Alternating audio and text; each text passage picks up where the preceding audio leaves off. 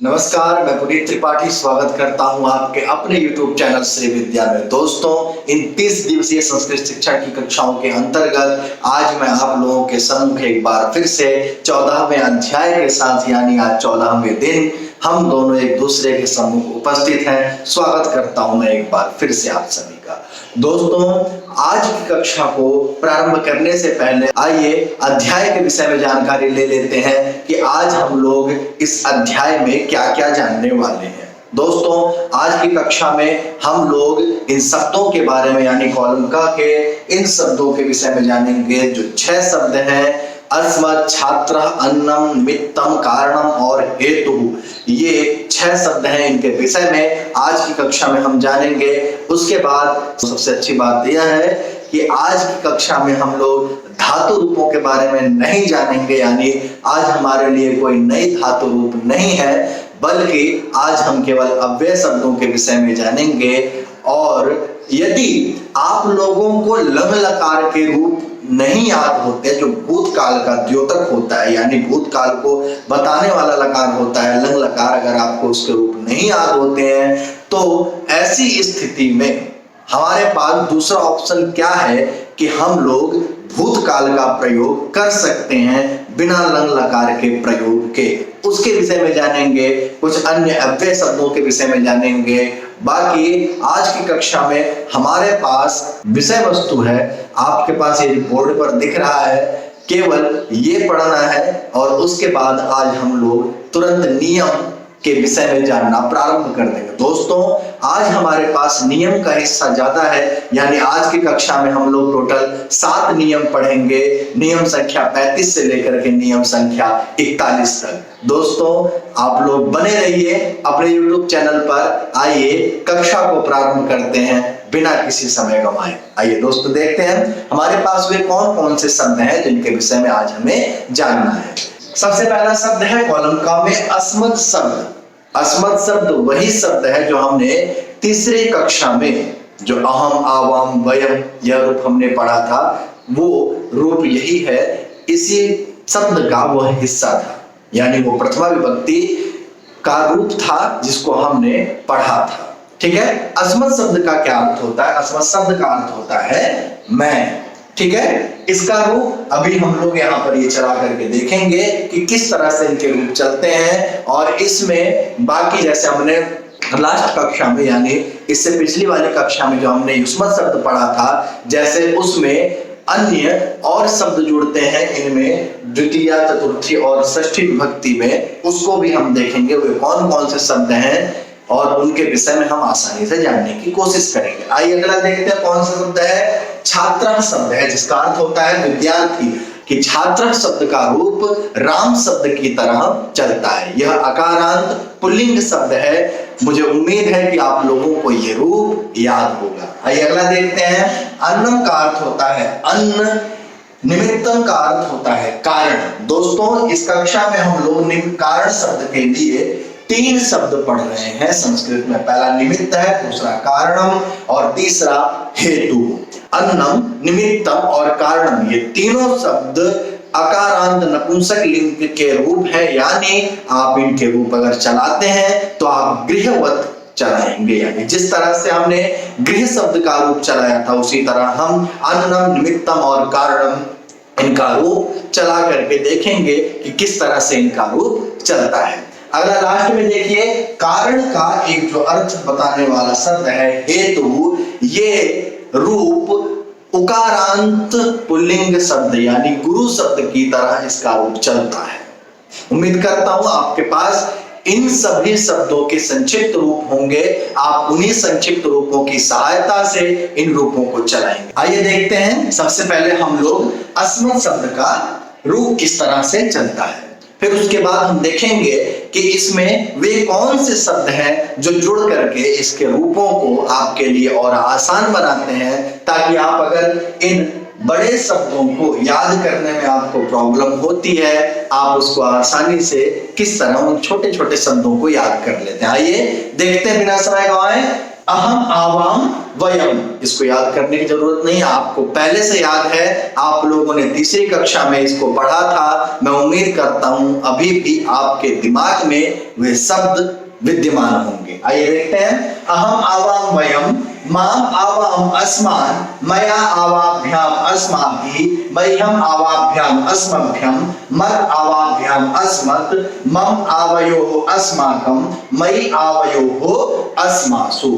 इस तरह से ये रूप चलते हैं। उम्मीद करता हूं आप लोग इसको याद करेंगे, दिमाग में बैठाएंगे और अभ्यास करते रहेंगे। अपने प्रयोग में भी आप इसको लेकर के आएंगे। आइए देखते हैं उन शब्दों को जो जुड़ करके आपके लिए इन शब्दों को, इस शब्द रूप को और आसान बना देते हैं। आइए देखते हैं। द्वितीय, चतुर्थी और षष्ठी, ये केवल ये तीन ही ऐसी विभक्तियां हैं जहां पर इनका परिवर्तन होता है। परिवर्तन क्या होता है? इनके साथ आकर के वे शब्द बैठ जाते हैं, ताकि आप इसका भी प्रयोग करें तो भी सही है, उन शब्दों का भी प्रयोग करें तो वो भी सही है। ठीक है। द्वितीय विभक्ति, चतुर्थी और षष्ठी के एक वचन में क्या रूप बनता है? कुछ ज्यादा मेहनत करने की जरूरत नहीं, बस आपको जो बता दिया जाए उसको आप दिमाग में बैठा लीजिए। द्वितीय में मां, ठीक है, चतुर्थी में और षष्ठी में भी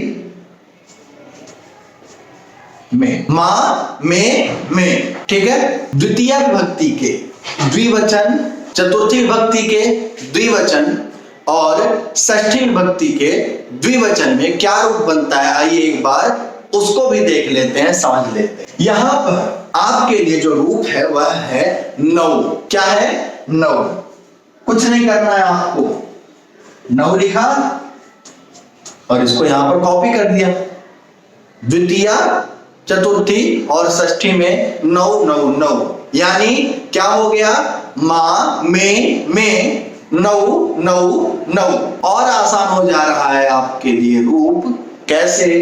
क्योंकि बहुवचन में बनता है नह। इसी को आप यहां पर कॉपी कर देंगे, रूप आपका तैयार हो गया। ठीक है। आइए देखते हैं एक बार इनको ऐड करके रूप ये किस तरह से चलेंगे हमारे लिए। ठीक है, हम इनको हाईलाइट कर लेते हैं। इसमें, इसमें और इसमें आप लोग भी ध्यान से समझने की कोशिश करिएगा और इसके साथ आप लोग उच्चारण करते हुए चलिए। देखते हैं क्या बनता है रूप।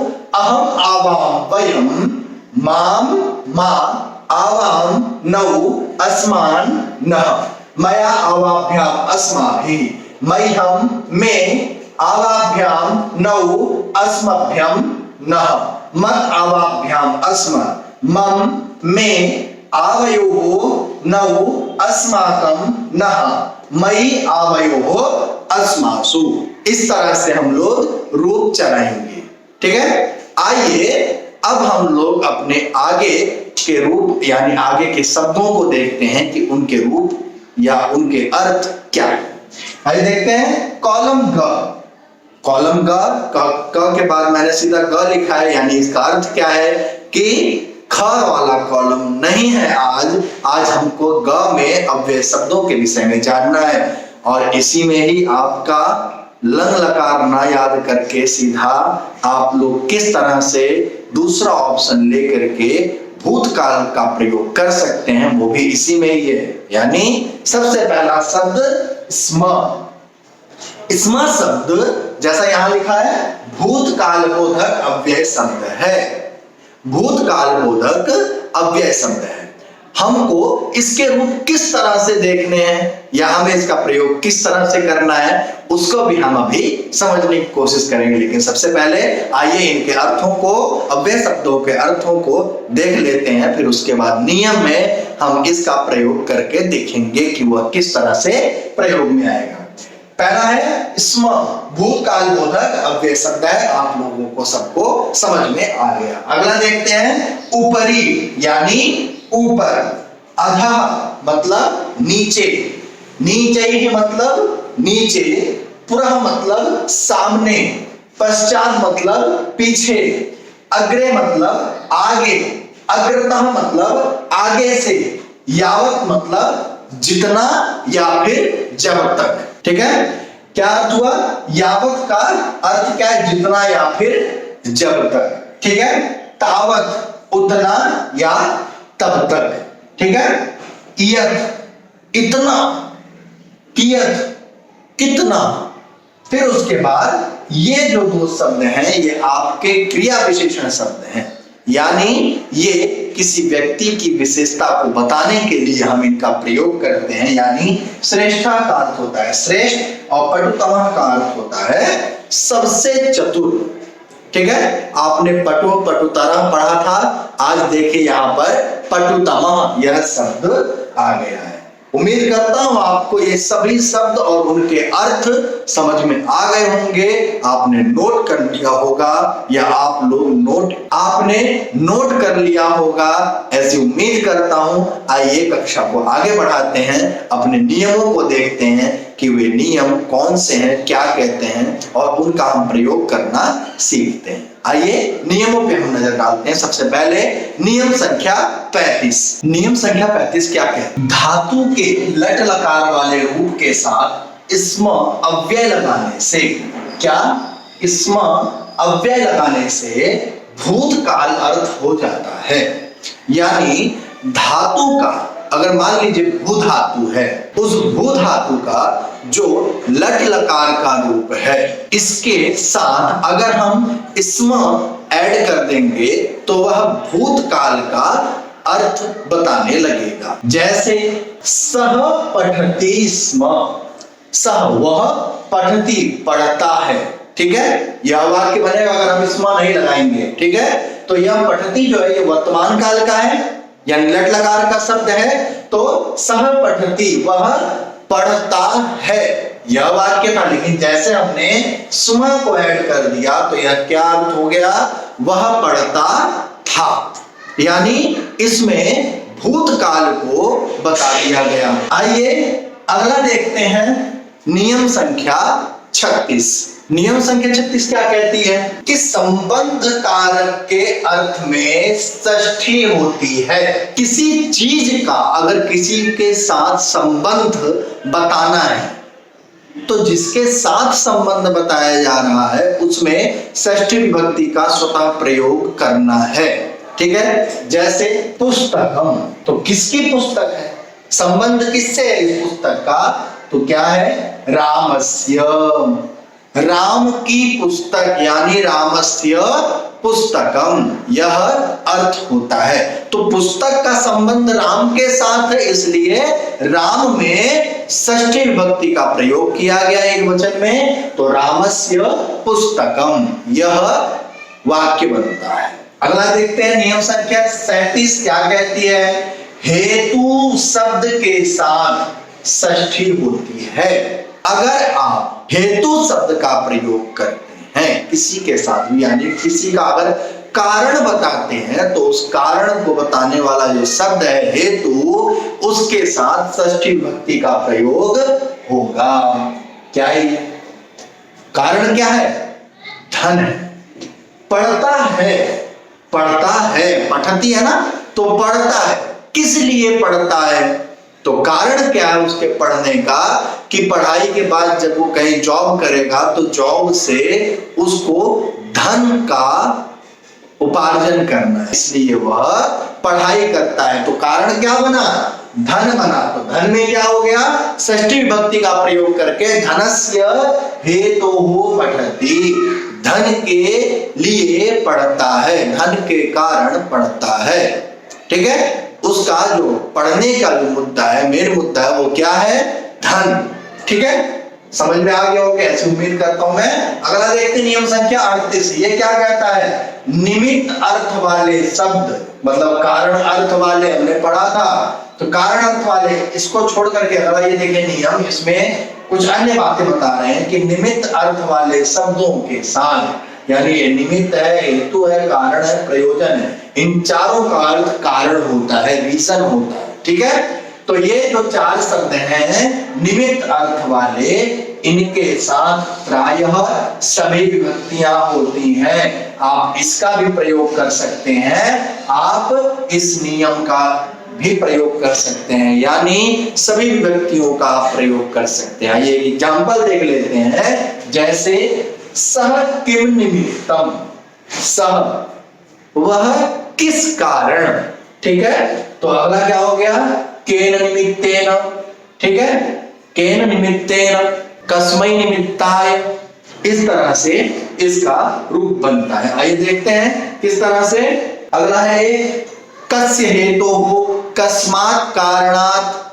इस तरह से आप लोग प्रयोग कर सकते हैं, सभी व्यक्तियों में इनका प्रयोग होगा। ठीक है, अगला देखते हैं नियम संख्या 39। ये क्या कहता है कि स्मरण अर्थ की धातुओं के साथ यदि किसी को याद किया जाए, जैसे हम किसी को अगर याद करते हैं तो अधिकतर हम दुखी होने के बाद या हम उसको दुख में याद करते हैं। ठीक है, तो यहाँ पर देखिए हाईलाइट किया गया है कि खेद पूर्वक अगर हम किसी को याद करते हैं, दुख के साथ अगर हम याद करते हैं, तो कर्म में जो कर्म है जिसको याद कर रहे हैं उसमें षष्ठी हो जाती है। ठीक है, षष्ठी हो जाती है। अब देखिए एग्जाम्पल, मातु स्मरति, माँ को याद करता है। क्यों? क्योंकि उसको माँ की याद आ रही होगी। ठीक है, या वो अपनी माँ से दूर होगा, इस स्थिति में उसको माँ की याद आ रही होगी, तो वह अपनी माँ को याद करता है। तो इसमें मातु स्मरति, माँ को याद करता है। ऐसी स्थिति में मातु में षष्ठी का प्रयोग करके रूप बनेगा। ये अगला देखते हैं नियम संख्या 40। बहुतों में से एक को छांटने के अर्थ में जिससे छांटा जाए उसमें षष्ठी और सप्तमी दोनों होती है। बहुत सारे लोग हैं, उन बहुत सारे लोगों में से जिससे छांटा जाए, मान लीजिए बहुत सारे छात्रों में से छांटा जा रहा है, तो उन छात्रों में षष्ठी या फिर सप्तमी का आप प्रयोग करके अपने वाक्य को पूरा कर सकते हैं। एग्जाम्पल देखते हैं, छात्राणाम षष्ठी बहुवचन, छात्रेषु सप्तमी बहुवचन। ठीक है, तो छात्राणाम और छात्रेषु, इनमें से राम को छांटा जा रहा है और बताया जा रहा है कि इन छात्रों में से जो राम है वो सबसे श्रेष्ठ। ठीक है, तो इस छात्रों के समूह में सप्तमी और षष्ठी का प्रयोग किया जाता है। अगला देखते हैं नियम संख्या 41। ये क्या कहती है कि ऊपरी अधः नीचे पुरः पश्चात अग्रे अग्रतः के साथ षष्ठी होती है। मतलब आज जो हमने अव्यय शब्द पढ़े हैं उन अव्यय शब्दों के साथ षष्ठी विभक्ति का प्रयोग होता है। फॉर एग्जाम्पल, गृहस्य ऊपरी, घर के ऊपर, अधः घर के नीचे, नीचे घर के नीचे, पुरः घर के आगे, पश्चात घर के पीछे, अग्रे घर के आगे। ठीक है, इन अर्थों में, ठीक है, ऊपरी अधः नीचे पुरः पश्चात अग्रे अग्रतः, इनके अर्थों में, ठीक है, षष्ठी विभक्ति का प्रयोग करते हैं। ठीक है, इन शब्दों के साथ हम षष्ठी विभक्ति का प्रयोग करते हैं। इसी के साथ हमारे आज के ये टोटल 7 नियम समाप्त होते हैं। आइए देखते हैं आज की कक्षा के अकॉर्डिंग उन उदाहरणों को जिनको समझ करके, जिनको पढ़ करके या जिनका हम एग्जाम्पल करके हम अपने ज्ञान को तौल सकते हैं या ज्ञान को हम माप सकते हैं कि हमने आज की कक्षा में कितना पढ़ा और कितना समझा। ज्यादा एग्जाम्पल नहीं रहेंगे, वही प्रतिदिन की तरह उदाहरण वाक्य से 2, संस्कृत बनाओ से 2 और आपके शुद्ध और अशुद्ध ये रहेंगे। ठीक है, आइए देखते हैं उदाहरणों को कि वे उदाहरण कौन कौन से। आइए देखते हैं सबसे पहले उदाहरण वाक्य का पहला उदाहरण वाक्य। ठीक है, क्या है? यह राम का घर है, यानी घर का संबंध बताया जा रहा है कि वह किससे संबंध है? राम से। ठीक है, तो यहां पर क्या हो जाएगा? यह के लिए एतर। ठीक है, राम का घर है यानी संबंध किससे? राम से है, तो इसमें क्या हो जाएगा? षष्ठी हो जाएगी, तो बन जाएगा रामस्य, रामस्य गृहम, एतत् रामस्य गृहम अस्ति। यह वाक्य बनेगा। अगला देखते हैं, जितना चाहो उतना खाओ। ठीक है, जितना चाहो उतना खाओ यानी यावत इच्छसि तावत भक्षय। जितना के लिए यावत हमने पढ़ा था, चाहो के लिए इच्छसी, उतना के लिए तावत, खाओ के लिए भक्षय, यावत इच्छसी तावत भक्षय। ठीक है, अगला देखते हैं संस्कृत बनाव से। यह सुशीला का घर है, वही चीज पहला उदाहरण, लेकिन यहां पर स्त्रीलिंग का प्रयोग किया गया है, तो यहां पर क्या हो जाएगा, एतत् सुशीलायाः, क्या हो जाएगा, एतत् सुशीलायाः गृहम् अस्ति। ठीक है, अगला देखते हैं, कवियों में तुलसीदास श्रेष्ठ हैं। श्रेष्ठ की बात हो रही है, नियम संख्या आप याद करिए 40।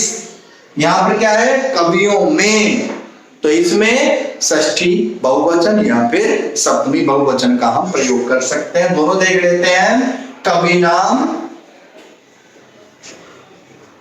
नाम या फिर कविषु तुलसीदास श्रेष्ठ,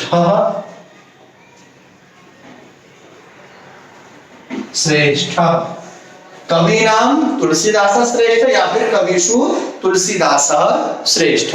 यह हमारे वाक्य हो गए। अगला देखते हैं अंतिम, अशुद्ध वाक्य शुद्ध वाक्य। ठीक है, अब देखिए, अध्ययनेन हेतुना वसामि। ठीक है, कहना क्या चाहते हैं हिंदी में कि अध्ययन के लिए या अध्ययन के कारण मैं यहां पर रहता हूं। ठीक है, तो क्या हो जाएगा, हेतु के विषय में षष्ठी विभक्ति, यानी आप याद करिए नियम संख्या 37, हेतु के साथ षष्ठी विभक्ति का प्रयोग होता है। तो क्या हो जाएगा, अध्ययनेन की जगह पर अध्ययनस्य, अध्ययनस्य। ठीक है, हेतुना, हेतुना के लिए हेतु हो, अध्ययनस्य हेतु हो, और अगला क्या है, वसामि। सही हो गया आपका वाक्य, अध्ययन के लिए रहता हूं या अध्ययन के लिए मैं यहां पर बैठा हूं। ठीक है, अध्ययन से हेतु हो वसामि। अब इसमें नियम हमने क्या देखा, नियम संख्या 37 जो कहती है कि हेतु के साथ हम लोग किसका, षष्ठी विभक्ति का प्रयोग करते हैं। उम्मीद करता हूं आपको आज की कक्षा अच्छे से आसानी से समझ में आई होगी, और यह भी उम्मीद करूंगा कि आप लोग अध्याय के हिसाब से या अध्याय की सहायता से आप इस अध्याय के अभ्यास में दिए गए उन बाकी उदाहरणों को भी करेंगे, जिनको करने से आपके ज्ञान में वृद्धि होगी और आपको अपने ज्ञान का पता चलेगा कि आपने कितना पाया और कितना खोया। ठीक है, बने रहिए आपके अपने YouTube चैनल श्री विद्या के साथ। स्वस्थ रहिए, मस्त रहिए, जहां भी रहिए बने रहिए आपके अपने YouTube चैनल श्री विद्या के साथ। और हाँ, चैनल को सब्सक्राइब करिए, वीडियो को लाइक करिए और अपने अन्य दोस्तों के साथ इसे शेयर करना बिल्कुल मत भूलना। धन्यवाद।